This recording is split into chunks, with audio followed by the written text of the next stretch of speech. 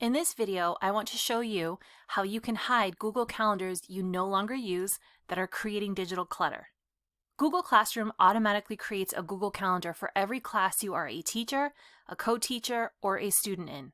While this is helpful when the class is active, when a class is archived, the Google Calendar remains active, which can cause digital clutter.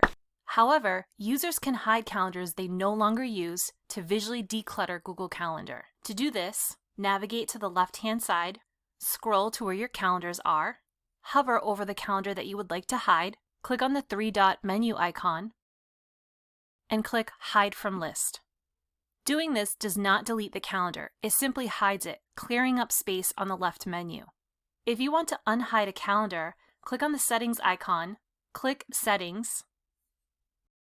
Over on the left, scroll until you find the Settings for My Calendars section. From here, you can control which calendars are hidden and displayed in your Google Calendar app. Calendars that have the eyeball crossed out are the calendars that are hidden, and the calendars that have no icon to the right of it are the calendars that are displayed in Google Calendar. If your classroom names are long, like this exploratory electronics class, simply click on the calendar, and over on the right, you'll see the full calendar name, and then you can decide whether or not you want to hide or unhide the calendar.